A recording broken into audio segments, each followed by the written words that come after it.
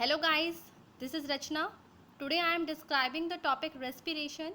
In the previous video, we discussed nutrition in which we talked about autotrophic nutrition, heterotrophic nutrition, nutrition in plants and animals. इस life process chapter में mainly हमें 4 topics को पढ़ना है। Nutrition, respiration, transportation and excretion. Nutrition हम पढ़ चुके हैं और आज हम रेस्पिरेशन पढ़ेंगे। ये सारे ही प्रोसेसेस एक दूसरे से इंटर रिलेटेड हैं, इसलिए आप हर एक टॉपिक को अच्छे से समझें ताकि कोई भी नेक्स्ट टॉपिक जो आपको पढ़ाया जाए तो आप उसे पिछले से रिलेट करके अच्छे से समझ सकें। तो let's start today's topic respiration. First question arises, what is respiration? Respiration क्या होता है?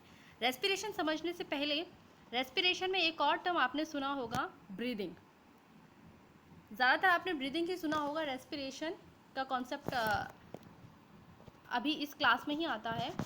तो ज़्यादातर स्टूडेंट्स को ये कन्फ्यूजन रहता है कि ब्रीदिंग और respiration one and the same thing, दोनों का मतलब एक ही है, लेकिन ऐसा बिल्कुल भी नहीं है। Breathing and respiration both have completely different meaning. Breathing और रेस्पिरेशन दोनों का मतलब बिल्कुल ही डिफरेंट है। रेस्पिरेशन जो प्रोसेस है उसका सबसे फर्स्ट स्टेप जो होता है वो होता है ब्रीदिंग। रेस्पिरेशन के अंदर ब्रीदिंग का प्रोसेस होता है, ठीक है। फर्स्ट जो स्टेप होता है रेस्पिरेशन में, that is breathing. Breathing is also called external respiration. Breathing को हम एक्सटर्नल रेस्पिरेशन भी कहते हैं, फिजिकल रेस्पिरेशन भी कहते हैं, क्योंकि इसमें इंटरनली सेल लेवल पर कुछ नहीं होता, ठीक है। It involves the exchange of gases, oxygen and carbon dioxide. इसमें सिंपली एक्सचेंज होता है गैसेस, कार्बन डाइऑक्साइड और ऑक्सीजन का एक्सचेंज होता है। मीन्स जब हम सांस लेते हैं तो वी आर टेकिंग ऑक्सीजन। जब हम सांस लेते हैं तो क्या होता है, intake of oxygen into the lungs. Lungs में कौन सी गैस पहुंचती है, oxygen, and that process is called as inhalation, और इसे हम क्या कहते हैं, इनहेलेशन। जब हम सांस छोड़ते हैं तो we are releasing carbon dioxide out of the cells into the atmosphere, and that process is called exhalation. Okay, ठीक है। So inhalation and exhalation combinedly forms breathing. Breathing में इनहेलेशन और एक्सहेलेशन होता है। हम सांस लेते हैं, सांस छोड़ते हैं। सांस जब हम लेते हैं तो we are taking oxygen into the lungs, और जब हम सांस छोड़ते हैं तो we are releasing carbon dioxide out of the lungs into the atmosphere, and that inhalation and exhalation combinedly forms breathing. Okay, next is respiration. अब respiration समझते हैं। रेस्पिरेशन समझने से पहले हम न्यूट्रिशन की तरफ थोड़ा सा चलते हैं, जिसमें हमने पढ़ा था न्यूट्रिशन में कि न्यूट्रिशन प्रोसेस में क्या होता है, फूड का सिंप्लीफिकेशन होता है, ठीक है। हम कॉम्प्लेक्स फूड लेते हैं और कॉम्प्लेक्स फूड को कन्वर्ट करते हैं सिंपल एब्जॉर्बेबल फॉर्म में, ठीक है। कॉम्प्लेक्स फूड को बॉडी एब्जॉर्ब नहीं कर सकती, इसलिए डाइजेस्टिव सिस्टम के थ्रू फूड को कॉम्प्लेक्स से किस में कन्वर्ट किया जाता है, सिंपल एब्जॉर्बेबल फॉर्म में।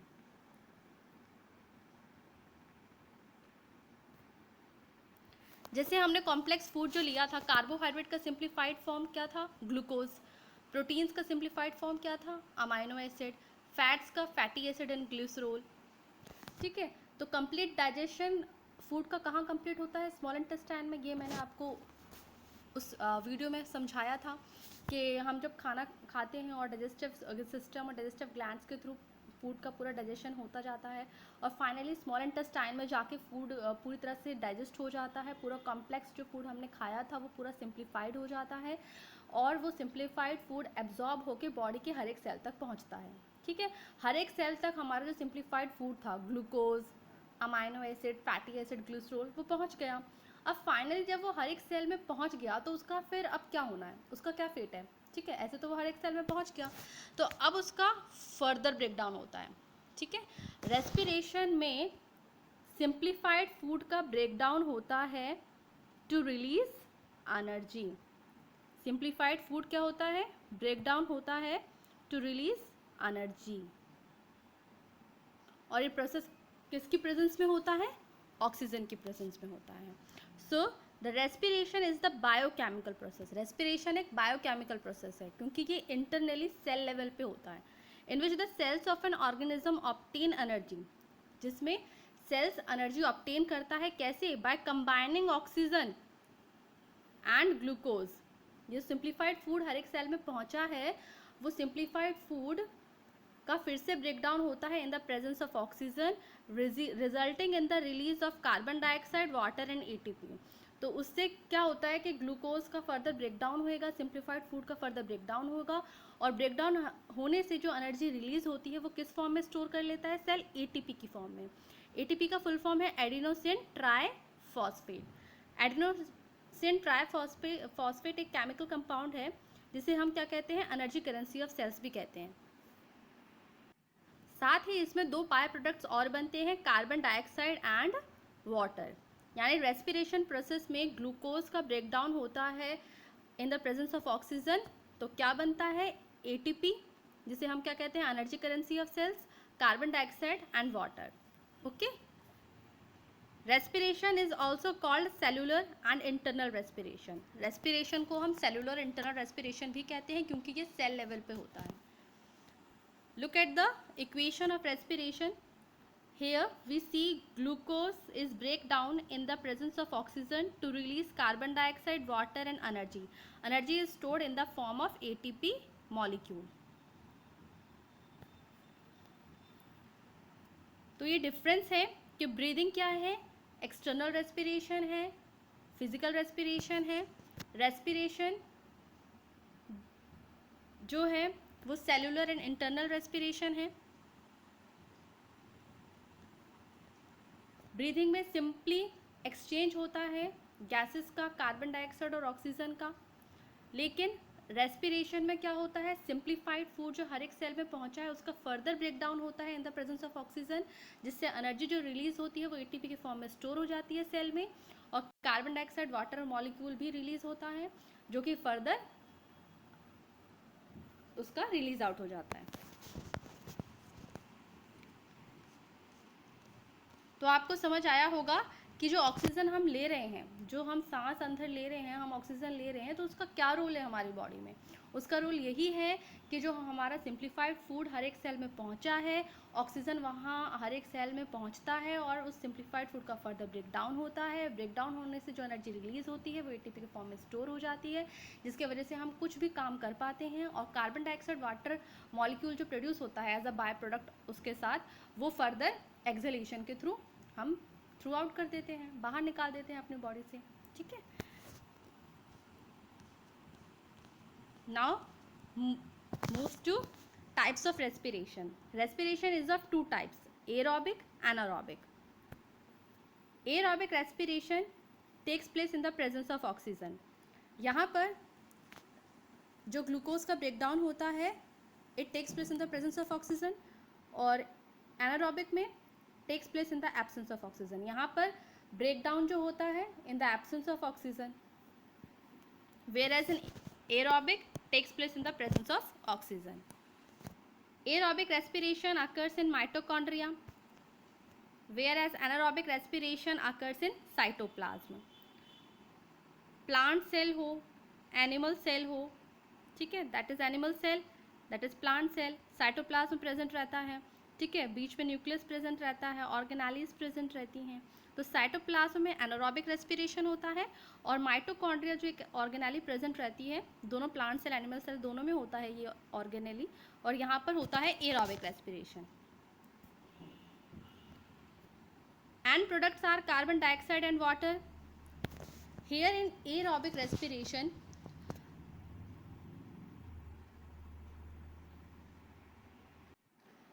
And products are carbon dioxide and water. Means हर एक सेल में जो सिंप्लीफाइड फूड पहुंचा है उसे हम glucose, amino acid, fatty acid and glycerol, उसे हम क्या कहते हैं, रेस्पिरेटरी सबस्ट्रेट कहते हैं। ठीक है, वो एज अ रिएक्टेंट काम करता है, तो उसे हम रिएक्टेंट नहीं कहेंगे, उसे हम कहेंगे रेस्पिरेटरी सबस्ट्रेट। सो जो मोस्टली रेस्पिरेटरी सबस्ट्रेट की तरह काम करता है वो करता है ग्लूकोज। प्रोटीन्स का जो सिंप्लीफाइड फॉर्म है amino acid, fatty acid and glycerol, उनका भी ब्रेक डाउन होता है और उनसे भी हम एनर्जी रिलीज होती है, लेकिन वो कंडीशंस अलग है जब उनका ब्रेक डाउन होता है और वो प्रोसेस भी अलग है। लेकिन मोस्टली कॉमनली जो रेस्पिरेटरी सब्सट्रेट की तरह वर्क करता है वो वर्क करता है ग्लूकोज, यानी ग्लूकोज का ही ऑलमोस्ट ब्रेक डाउन होता है। प्रोटीन, फैटी एसिड, ग्लिसरॉल का भी ब्रेक डाउन होता है, लेकिन वो कंडीशंस अलग होती हैं और वो प्रोसेस भी अलग होता है। लेकिन मोस्टली कॉमनली जो ब्रेक डाउन किया जाता है वो ग्लूकोज का ही ब्रेक डाउन किया जाता है।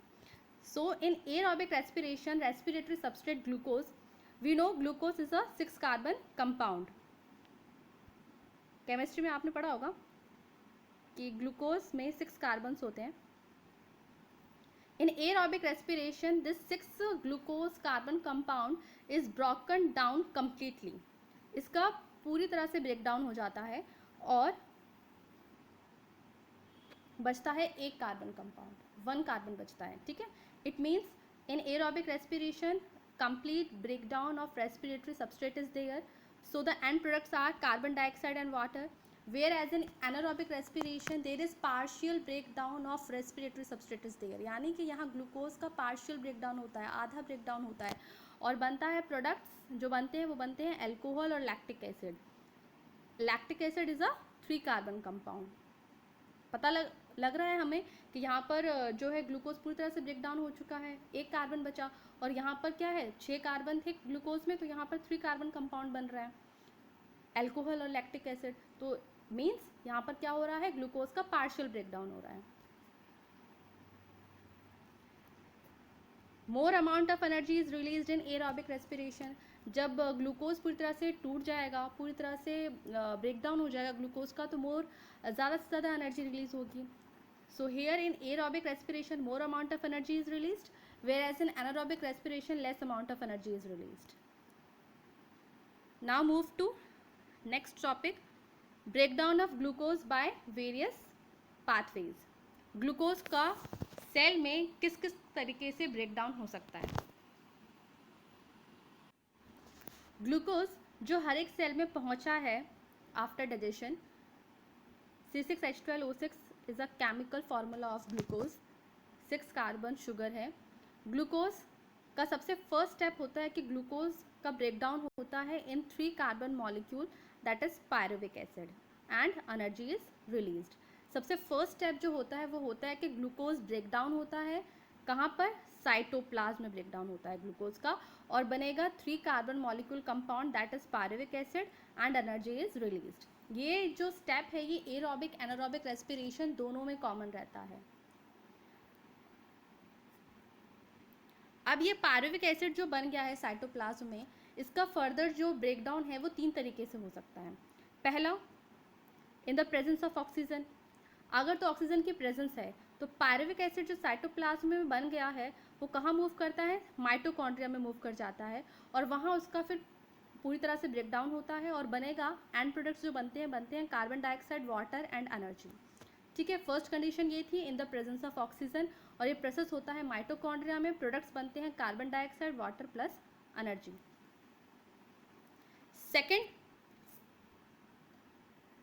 सेकेंडली ये किस तरह से और ब्रेक डाउन कर सकता है, अगर ऑक्सीजन ना हो। अगर ऑक्सीजन ना हो तो एब्सेंस ऑफ ऑक्सीजन का ये जो केस है ये कहाँ होता है, इन ईस्ट में। इस प्रोसेस को हम फर्मेंटेशन प्रोसेस भी कहते हैं।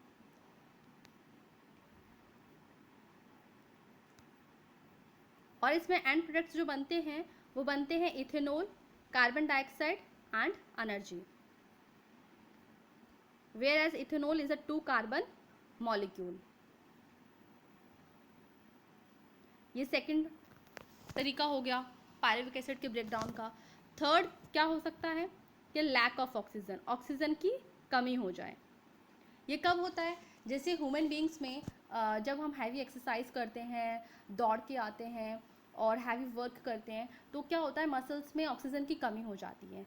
मसल्स में ऑक्सीजन की कमी हो जाती है तब उस टाइम पायरुविक एसिड का ब्रेकडाउन होता है in the lack of oxygen और प्रोडक्ट्स बनते हैं lactic acid plus energy. Lactic acid is a 3 carbon compound, okay.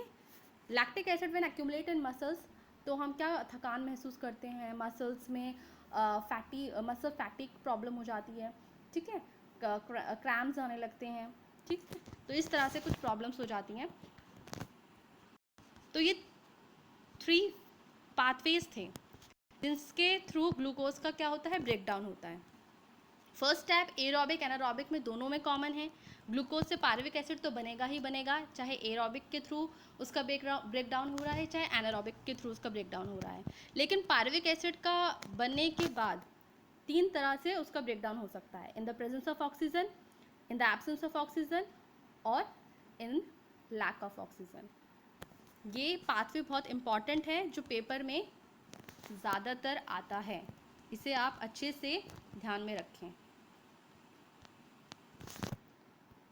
In all cases, the first step is the breakdown of glucose, a 6 carbon molecule, into a 3 carbon molecule called pyruvate. ये मैंने आपको बता ही दिया कि first step क्या होता है, glucose का ब्रेकडाउन होना in 3 carbon molecule compound that is pyruvate. और ये प्रोसेस कहाँ होता है, this process takes place in cytoplasm. Sorry, ये गलत लिखा है यहाँ पर, सही है, साइटोप्लाज्म में होता है ये प्रोसेस।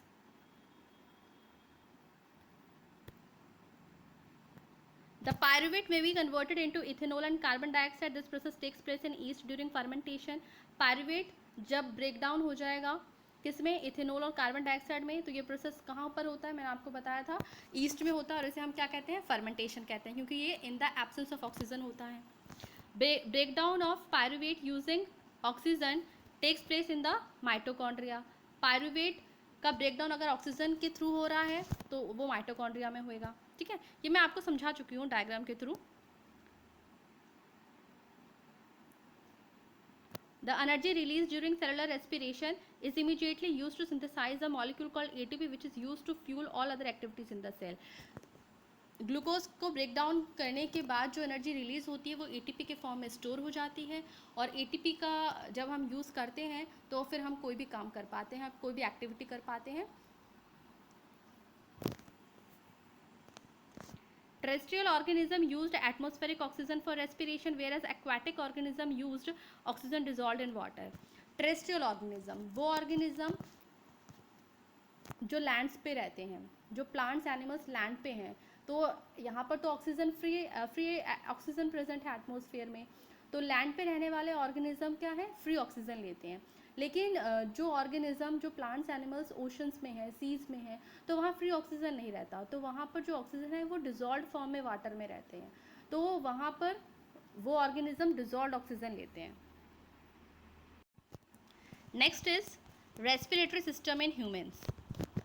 ह्यूमंस में रेस्पिरेशन कैसे होता है, हमें पता है कि हमारे रेस्पिरेशन के लिए ह्यूमन बींग्स में लंग्स प्रेजेंट रहते हैं। ठीक है, there is a proper system which is called respiratory system in human beings. Look at the structure. Respiratory system begins with nose, there are 2 holes which are called nostrils, passage is called nasal passage, pharynx, glottis epiglottis क्या होता है। ठीक है, knows nostrils आपको पता है, पास जो गया वो नेसल पैसेज हो गया। अब ग्लॉटिस एपिग्लॉटिस क्या है, हमारे बॉडी में 2 पाइप होती हैं। एक पाइप मैंने आपको बताया था न्यूट्रिशन में, ईसोफेगस जिसे हम क्या कहते हैं, फूड पाइप कहते हैं। ठीक है, एक पाइप है यहाँ पर जिसे हम क्या कहते हैं, ट्रैकिया, जिसे हम क्या कहते हैं, विंड पाइप कहते हैं। Wind pipe is for exchange of gases and food pipe is for movement of foods. तो जब हम खाना खाते हैं, तो खाना फूड पाइप से विंड पाइप में ना जाए, इसके लिए यहाँ पर एक फ्लैप लगा रहता है। ठीक है, एक ओपनिंग है। जैसे कई बार हम खाना खाते हैं तो हमें कई बार खांसी आ जाती है, वो इसलिए आ जाती है क्योंकि हमारा खाना जो है वो ईसोफेगस की जगह ट्रैकिया में थोड़ा बहुत चला जाता है, तो हमें खांसी जाती है, तो खाना हमारा फिर दोबारा से मुंह में या नोज़ में आ जाता है। ठीक है, तो खाना विंड पाइप में ना जाए इसके लिए यहाँ पर एक ढक्कन लगा रहता है, उस ढक्कन को हम क्या कहते हैं, एपिग्लॉटिस कहते हैं। जब हम खाना खाते हैं तो ये जो ओपनिंग है, ओपनिंग इज कॉल्ड ग्लॉटिस, यानी opening of trachea is called glottis, और जब the cover of glottis is called epiglottis. इस ग्लॉटिस के ऊपर एक फ्लैप लगा रहता है, एक मसल का एक कवरिंग है। जैसे ही हम खाना खाते हैं तो ये बंद हो जाता है, और जब हम खाना नहीं खाते हैं तो ये ओपन रहता है। ठीक है, so that is the function of epiglottis. Next is Larynx is also called voice box because here the region from where the voice produces.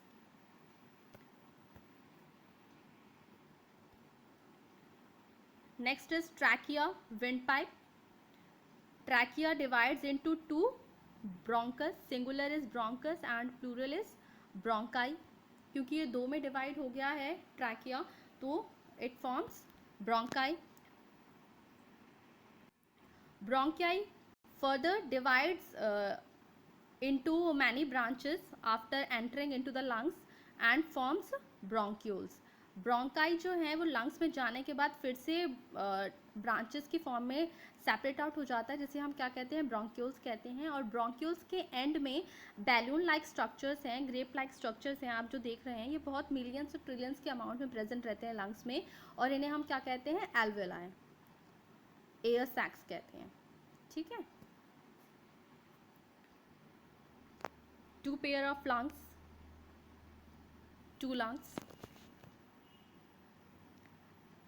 Chest cavity के अंदर हमारा लंग्स प्रेजेंट रहता है. At the end there is a sheet of muscle which is called diaphragm. एक बात और ध्यान देने की है कि ये जो हमारा लेफ्ट साइड का लंग है ये स्लाइटली क्या है, यहाँ पर टिल्ट रहता है, थोड़ा सा थोड़ी जगह रहती है, क्योंकि यहाँ पर हमारा क्या प्रेजेंट रहता है, हार्ट प्रेजेंट रहता है. ये ट्रैकिया के ऊपर आप देख रहे हैं कि रिंग लाइक स्ट्रक्चर्स हैं. इसका क्या फंक्शन है? फॉर एग्जाम्पल, जैसे अगर आप एक पॉली बैग लें, उस पॉली बैग के अंदर अगर आप एयर ब्लो करेंगे तो वो फूल जाएगा. जब आप एयर सक कर लेंगे तो वहाँ वैक्यूम क्रिएट हो जाएगा और वो पॉली बैग क्या हो जाएगा, श्रिंक हो जाएगा. ठीक है. वैसे ही ट्रैकिया है. ट्रैकिया में भी जैसे हम सांस ले रहे हैं और सांस मतलब बाहर निकाल रहे हैं, तो बीच में कई बार वैक्यूम क्रिएट हो जाता है, तो उस दौरान तो वो कोलैप्स ना करे, ट्रैकिया कोलैप्स ना करे, इसलिए ट्रैकिया जो बना होता है वो कार्टिलेजनस रिंग्स का बना होता है. जो रिंग लाइक स्ट्रक्चर्स आपको दिख रहे हैं ये किससे बना होता है, कार्टिलेज का बना होता है, ताकि जब ट्रैकिया में वैक्यूम क्रिएट हो तो वो कोलैप्स ना करे. ठीक है. सो trachea is made up of cartilaginous rings which prevents trachea from collapsing.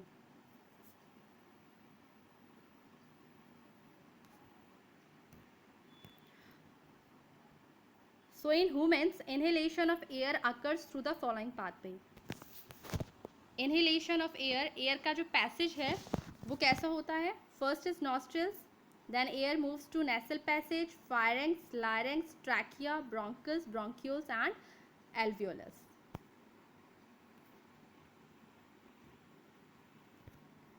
In human beings, air is taken into the body through the nostrils. Air हम कैसे लेते हैं? With the help of nostrils. The air passing through the nostrils is filtered by fine hairs that line the passage. क्योंकि जब हम gas अंदर ले रहे हैं तो गैस के साथ एयर के साथ क्या होता है, डस्ट पार्टिकल्स भी प्रेजेंट रहते हैं. तो वो डस्ट पार्टिकल्स हमारे बॉडी में ना जाए उसके लिए हमारे नेसल पैसेज में क्या हेयर्स प्रेजेंट रहते हैं. तो हेयर्स क्या करते हैं, उस डस्ट पार्टिकल्स को वहीं ट्रैप कर लेते हैं और फिल्टर एयर हमारे फिर बॉडी के अंदर जाती है. From here, the air pass through the throat into the lungs, then pharynx, larynx, so finally जो air है वो कहाँ पहुँचती है, lungs में पहुँचती है. Rings of cartilage are present in the throat. This ensures that the air passage does not collapse. ये मैंने अभी अब बताया कि जो ट्रैकिया है वो कार्टिलेजनस रिंग्स का बना होता है, ताकि जब वैक्यूम क्रिएट हो तो ट्रैकिया कोलैप्स ना करे. The passage divides into bronchioles which terminate in balloon-like structure called alveoli. Bronchioles finally terminate, उनका जो end product है bronchioles का वो क्या है, alveoli. Alveoli का function, it helps in exchange of gases. Alveoli is the region where exchange of gases takes place.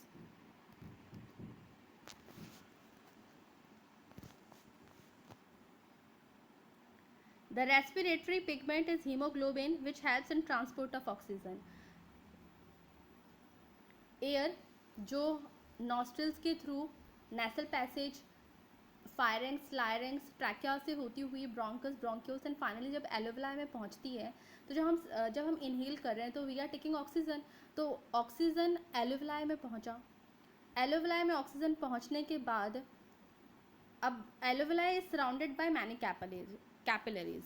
जो alveoli है, blood capillaries are present all over the body, ठीक है, ब्लड कैपिलरीज जो है पूरी बॉडी में present रहती हैं। तो एलोविलाई जो है वो बहुत डेंसली सप्लाइड रहता है ब्लड कैपिलरीज से, बहुत ज़्यादा। तो ब्लड कैपिलरीज में क्या एलोविलाई क्या करता है, एलोविलाई में जो ऑक्सीजन आया है वो ऑक्सीजन ट्रांसफर किस में हो जाता है, बाय डिफ्यूजन के थ्रू। डिफ्यूजन होता है movement of substances from higher concentration to lower concentration. तो ऑक्सीजन की मात्रा क्योंकि लंग्स में ज़्यादा है, बॉडी में कम होती है, तो एलोविलाई से जो ऑक्सीजन है वो कहाँ मूव कर जाता है, ब्लड कैपिलरीज में मूव कर जाता है ऑक्सीजन। और ब्लड कैपिलरीज, क्योंकि ब्लड कैपिलरीज सारे ऑर्गन्स क्योंकि ये टिश्यूज से बने हैं, और टिश्यू फर्दर किससे बने हैं, सेल्स से बने हैं। तो ब्लड कैपिलरीज सारे ऑर्गन्स के सेल्स से क्या लेके आती हैं, कार्बन डाइऑक्साइड लेके आती हैं। तो ब्लड कैपिलरीज के अंदर क्या है, कार्बन डाइऑक्साइड।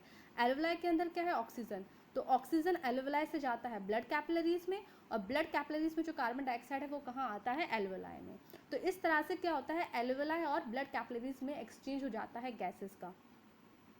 जो हमने इनहेल की है ऑक्सीजन वो पहुंच जाएगी ब्लड कैपिलरीज के थ्रू सारे बॉडी के ऑर्गन्स के सेल्स में, और सारे ऑर्गन्स के बॉडी सेल्स से जो कार्बन डाइऑक्साइड ब्लड कैपिलरीज लेके आई हैं वो एलोविलाई में आ जाएंगी, और एलोविलाई में और कार्बन डाइऑक्साइड आने के बाद वी इन एक्सहेल, वो उस कार्बन डाइऑक्साइड को हम रिलीज आउट कर देते हैं, ठीक है। So that is the function of alveoli, it is the site of exchange of gases. जब ब्लड कैपिलरीज में ऑक्सीजन पहुंच गया तो फाइनली फिर उसका ट्रांसपोर्ट कौन करता है, ठीक है। ब्लड कैपिलरीज में क्योंकि ब्लड है, ठीक है, ब्लड में एक पिगमेंट होता है that is haemoglobin. Haemoglobin pigment की वजह से ही हमारे ब्लड का कलर जो है वो रेड रहता है, and haemoglobin is the pigment which helps in transport of oxygen. और हीमोग्लोबिन पिगमेंट ऑक्सीजन और कार्बन डाइऑक्साइड का ट्रांसपोर्ट करता है, मेनली ऑक्सीजन का ट्रांसपोर्ट करता है, कार्बन डाइऑक्साइड का ट्रांसपोर्ट भी करता है लेकिन कम अमाउंट में ट्रांसपोर्ट करता है। नेक्स्ट इज कि इनहेलेशन और एक्सहेलेशन का प्रोसेस अपने आप कैसे होता है, क्योंकि आप पूरे दिन ध्यान तो रखते नहीं है कि हाँ अब हमें सांस लेनी है, अब हमें सांस छोड़नी है, ठीक है, ऐसा तो आप ध्यान रखते नहीं हैं। वो प्रोसेस तो ऑटोमेटिकली चल रहा है, ठीक है। तो वो किस तरह से ऑटोमेटिकली होता रहता है, हमें ध्यान देने की ज़रूरत नहीं पड़ती, हमें कुछ प्रेशर, कुछ फोर्स, कुछ भी करने की ज़रूरत नहीं होती, वो अपने आप चलता रहता है। तो वो प्रोसेस कैसे अपने आप चलता रहता है वो देखते हैं, डायग्राम के थ्रू समझते हैं। उसमें जो रोल आता है डायफ्राग्राम और रिब्स का।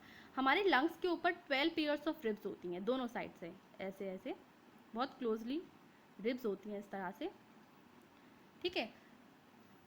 तो इनहेलेशन में जब हम इनहेल करते हैं, जब हम एयर को अंदर लेते हैं, उस दौरान जो हमारा डायफ्राग्राम है, उस दौरान डायफ्राग्राम क्या हो जाता है, फ्लैट हो जाता है। वैसे डायफ्राग्राम का जो शेप होता है वो होता है डोम शेप्ड, ठीक है। डायफ्राग्राम डोम शेप्ड ऐसा होता है, स्लाइटली कर्व्ड थोड़ा सा, ठीक है। तो डोम शेप्ड रहता है डायफ्राग्राम का जो शेप। लेकिन जब हम इनहेलेशन करते हैं, जब हम एयर को अंदर लेते हैं, ऑक्सीजन गैस को अंदर लेते हैं, तो diaphragm become flat, diaphragm flat हो जाता है, और रिब्स जो हैं that moves forward and upward. जो रिब्स हैं वो आगे की तरफ मूव कर जाती हैं और अपवर्ड, ऊपर की तरफ और आगे की तरफ मूव कर जाती हैं। तो diaphragm becomes flat, ribs move upward and forward, जिसके वजह से क्या होता है, यहाँ पर लंग्स में वॉल्यूम ज़्यादा हो जाता है, जगह ज़्यादा हो जाती है। उस वजह से यहाँ पर एयर का जो प्रेशर है वो क्या हो जाता है, लो हो जाता है, एयर प्रेशर बिकम्स लो।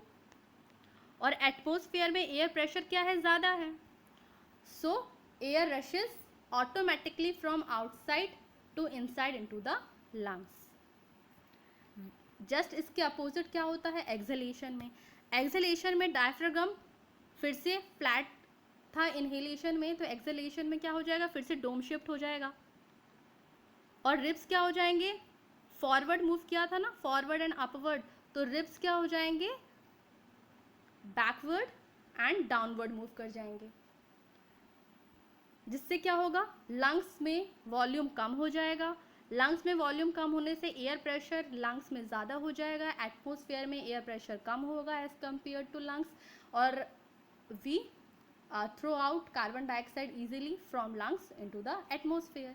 तो इस वजह से इनहेलेशन और एक्सहेलेशन का प्रोसेस जो है वो ऑटोमेटिकली अपने आप चलता रहता है, हमें उसको ध्यान रखने की ज़रूरत नहीं पड़ती कि हमें अब सांस लेनी है नहीं लेनी है, वो अपने आप चलता रहता है just because of this process. ठीक है, तो आप ध्यान रखें, इनहेलेशन में diaphragm become flat, ribs move forward and upward, volume increases, air pressure inside the lungs decreases, outside in the atmosphere air pressure is high, so air rushes from outside to inside into the lungs, whereas in exhalation diaphragm become dome shaped, ribs move backward and downward, volume inside lungs decreases, air pressure inside increases as compared to atmosphere air pressure, so air rushes from inside to outside the atmosphere.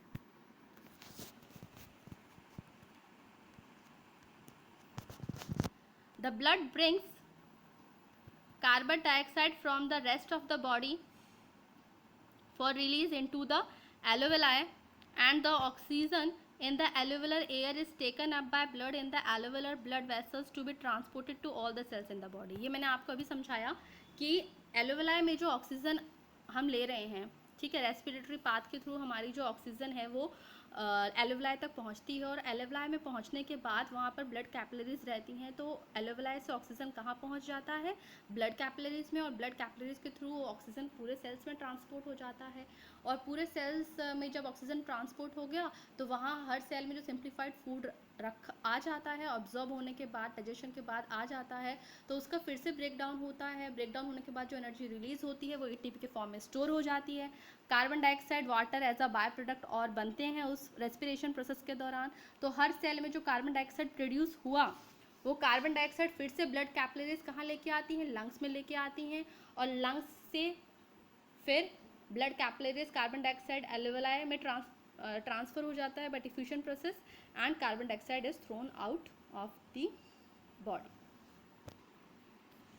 तो अगर हम brief में देखें तो respiration involves 4 steps.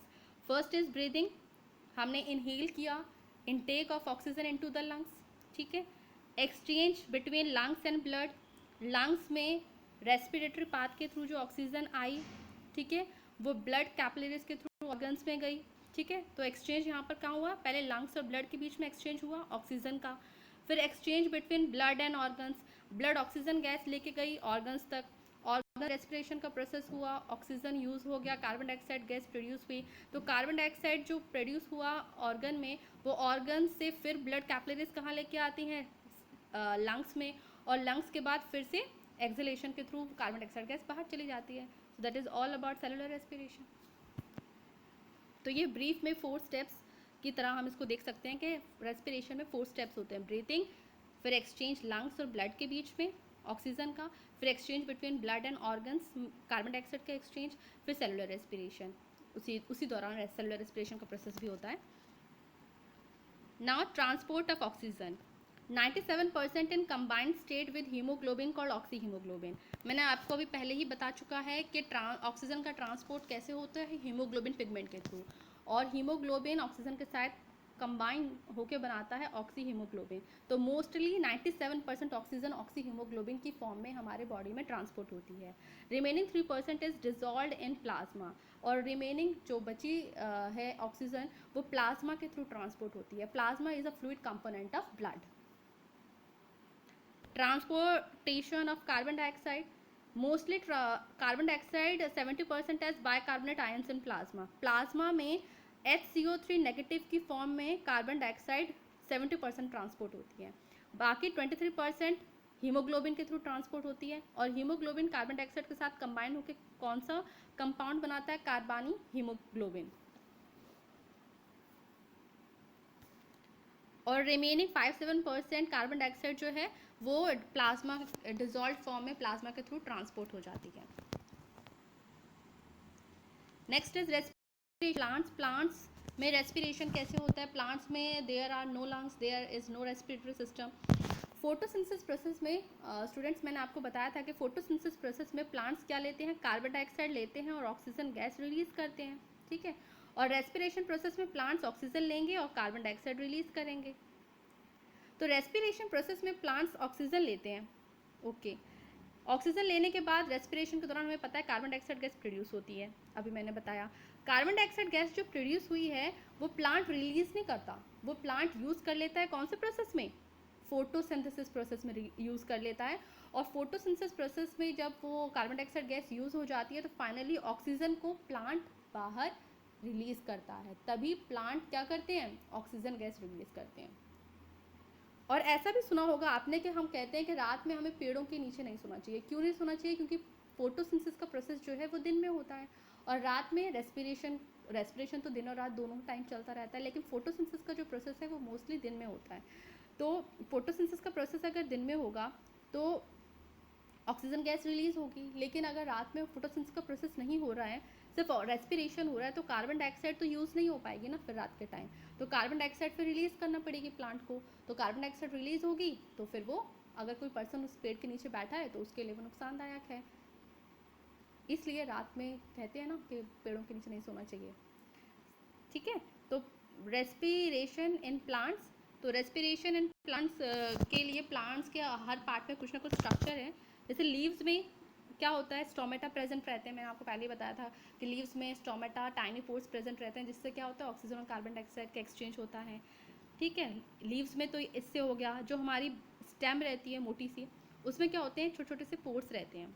उस छोटे छोटे pores को हम क्या कहते हैं? लेंटिसेल्स कहते हैं, ठीक है। इन वुडी स्टेम एंड रूट्स, तो रूट्स और स्टेम में लेंटिसेल्स के थ्रू एक्सचेंज होता है गैसेस का, ठीक है। और फाइनली फिर पेड़ के नीचे क्या होती हैं? रूट्स। और रूट्स में क्या होते हैं? रूट हेयर्स, फाइन बहुत माइन्यूट रूट हेयर्स होते हैं, और रूट हेयर्स के थ्रू क्या होता है? वहाँ से ऑक्सीजन आती है और कार्बन डाइऑक्साइड बाहर जाती है, ठीक है। बाहर वैसे प्लांट क्या करता है? ज़्यादातर कार्बन डाइऑक्साइड का, ऑलमोस्ट कार्बन डाइऑक्साइड का फोटोसिंथेसिस प्रोसेस में यूज़ कर लेता है और ऑक्सीजन गैस जो फोटोसिंथेसिस में बनती है उसी को रिलीज़ करता है। So that is all about respiration in plants and animals. आपको रेस्पिरेशन टॉपिक समझ आया होगा। इसे आप वीडियो को अगर ना समझ आए तो आप एक दो बार देख लेना, तो आपको क्लियर हो जाएगा इसका कॉन्सेप्ट। सो आज के लिए इतना ही। अब बाकी के जो इसके चैप्टर के रिमेनिंग टॉपिक्स हैं that will be continued in the upcoming videos. So have a good day, thank you.